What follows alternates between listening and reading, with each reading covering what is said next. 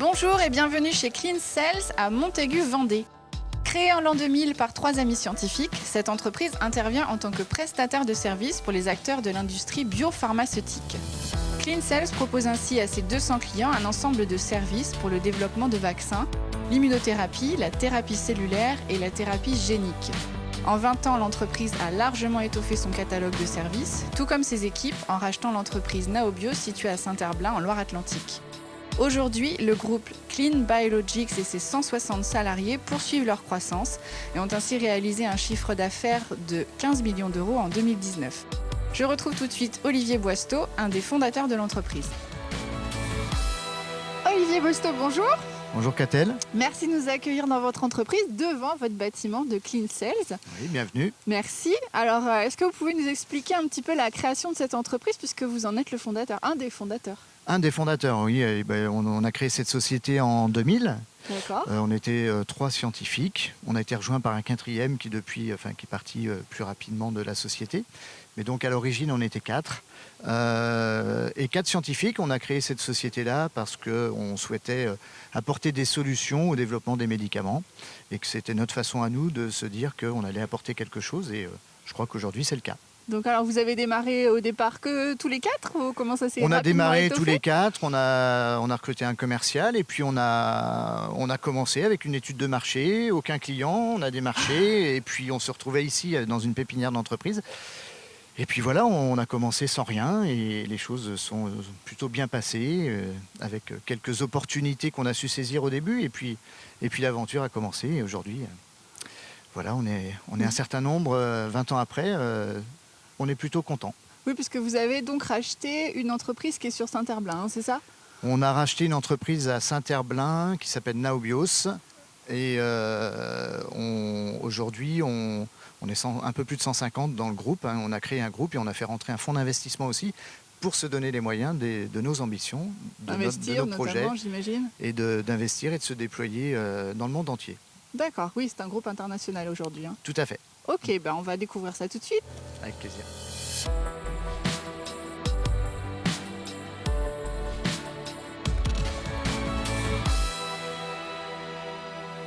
Alors Monsieur Boisteau, ça y est, on est équipé là, on est dans un de vos laboratoires. Ça va nous permettre d'expliquer vraiment concrètement quel est le cœur de votre métier.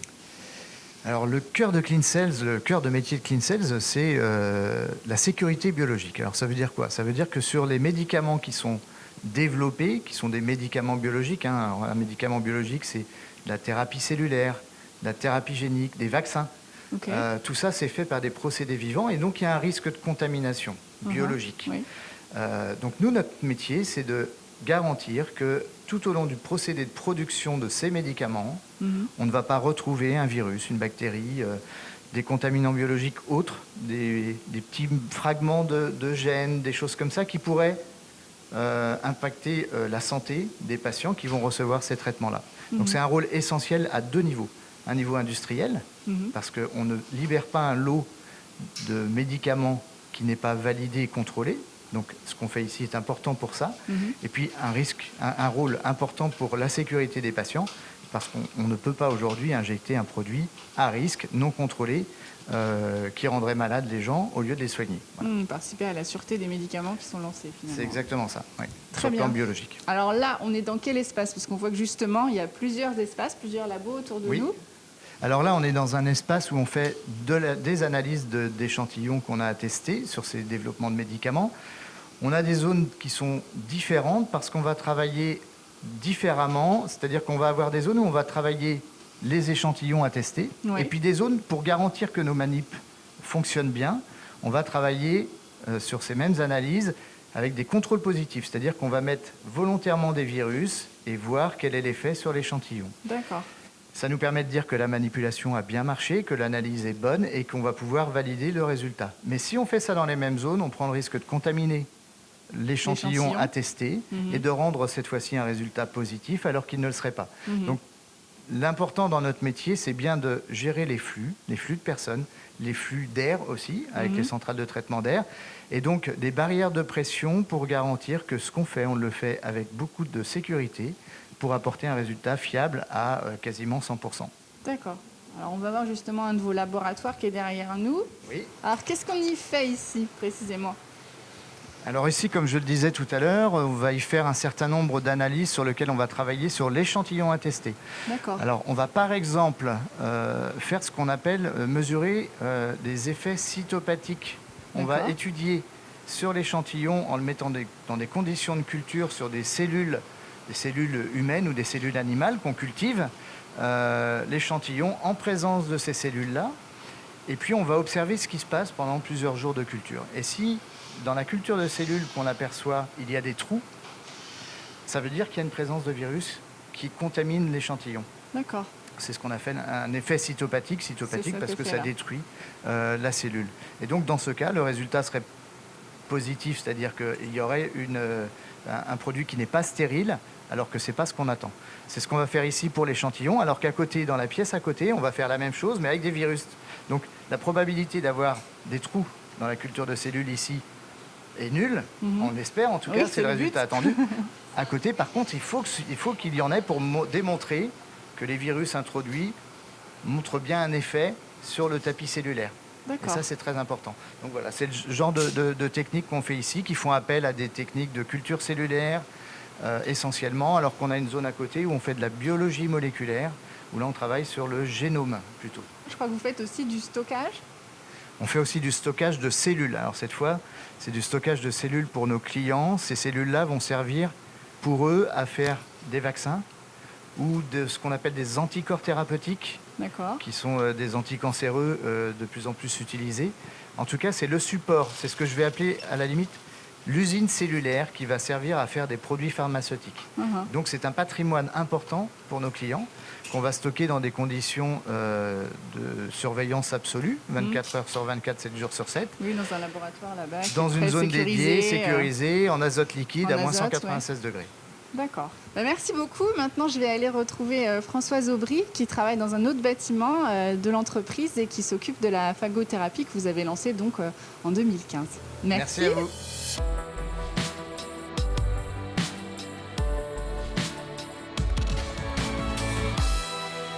Françoise Aubry, bonjour. Bonjour. Vous êtes responsable développement process ici chez Clean Cells.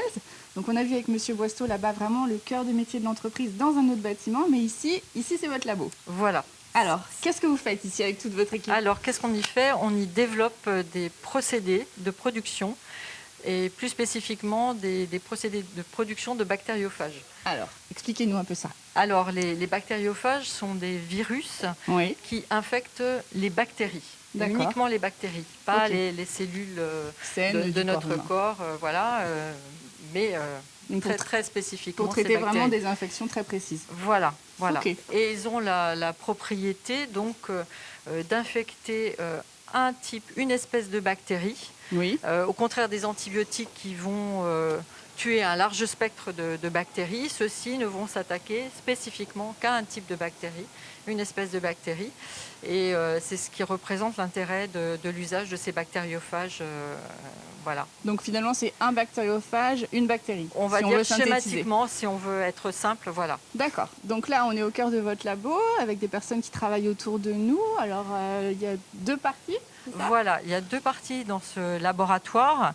Donc sur cette partie gauche, qu'on appelle la partie USP, qui correspond à une partie du procédé, c'est là où on va en fait définir quels sont les paramètres de culture des bactéries qui vont servir à produire ces bactériophages. Très bien. Donc vous avez ici différentes machines. Voilà, des biofermenteurs dans lesquels on fait justement cette multiplication de bactériophages et on va contrôler des paramètres vraiment spécifiques pour améliorer justement cette productivité. D'accord. Et puis là, c'est une étape un petit peu plus en amont où on prépare les premières cultures de bactéries avant de les transférer justement dans ces bioréacteurs. Donc ça, c'est la première partie du procédé. D'accord. Et une fois qu'on a obtenu la quantité de bactériophages voulue, on passe à la deuxième partie qu'on appelle la partie DSP, qui consiste à purifier ces bactériophages, à éliminer en fait tous les contaminants de façon à isoler le bactériophage et à avoir une préparation la plus pure possible. D'accord, ok. Donc là, il y a 4 personnes dans votre équipe? Il y a 4 personnes dans l'équipe. Ok. Donc je peux... Alors, de quel profil? J'imagine Voilà. que là, il y a un bagage très important nécessaire pour travailler avec vous. Oui, la formation est importante. Donc, les gens ont une formation biologie, biotechnologie. Oui. On est à bac plus 3, 4 minimum et bac plus 8. Sans limite, j'ai envie de dire. Voilà, sans Alors, limite. ça sont des profils difficiles à recruter pour vous? Alors, il faut un petit peu de temps quand même. Voilà. Et puis, je dirais que sur cette partie développement de procédés, on est encore à un niveau un petit peu recherche développement. C'est très novateur. Il faut des gens qui soient assez ouverts, curieux, qui aient un esprit analytique et puis, si possible, j'allais dire passionnés par leur métier. Et par leur métier.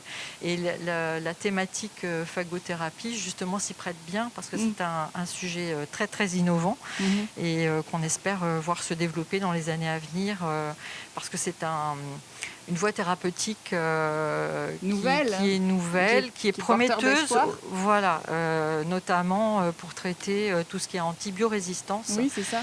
qui est un phénomène qui est apparu il y a quelques années et qui malheureusement va s'amplifiant malgré les efforts qui ont été faits pour réduire l'usage intensif des antibiotiques qui sont responsables de cette antibiorésistance. Et il faut se préparer à l'avenir. Oui, il faut trouver une autre solution. Trouver des outils, trouver des solutions, et ça en fait partie.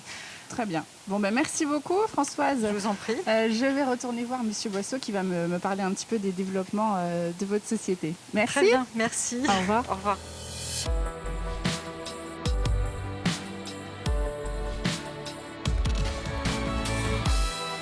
Alors, Olivier, ce qu'on aimerait savoir, c'est quels sont les développements de votre entreprise ou votre actualité en ce moment? Alors, l'actualité est assez chargée. On projette un nouveau bâtiment. Sur une zone juste à côté pour 2022, donc qui va commencer en 2021, qui permettra d'accueillir beaucoup plus d'équipes et des surfaces assez importantes, de plus de 4000 m². Ah oui. Et puis le programme du groupe qui s'appelle Clean Biologics, qu'on mène aujourd'hui avec 2 entreprises, Saint-Herblain et ici, a aussi pour vocation à se développer. Et donc, on est actuellement en discussion pour faire des acquisitions d'autres entreprises à travers le monde. Donc, une actualité riche qui nous occupe bien et des développements que j'espère prometteurs. Avec la phagothérapie dans tout ça également. Oui, c'est ça. Ça va continuer. Ça va continuer, ça va s'accentuer. C'est ce qu'on souhaite en tout cas. C'est l'avenir. Ça fait partie des sujets d'avenir, comme d'autres, mais celui-ci en est un vraiment très très important pour lequel on a un vrai rôle à jouer en France. Donc c'est important. Il faut qu'on le fasse vraiment. Très bien. Merci beaucoup. Merci à de vous. nous avoir fait découvrir Je vous en prie, c'est un plaisir. Votre entreprise. Et puis, bonne continuation. On viendra peut-être quand vous aurez vraiment gagné plein d'autres entreprises dans le monde entier. On vous recevra avec plaisir. Au revoir. Au revoir.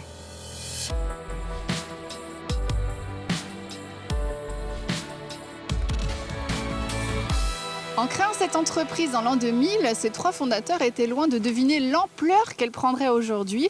Un groupe devenu international et qui œuvre notamment contre la menace bactériologique. Merci beaucoup et à la semaine prochaine pour un prochain Mag Éco.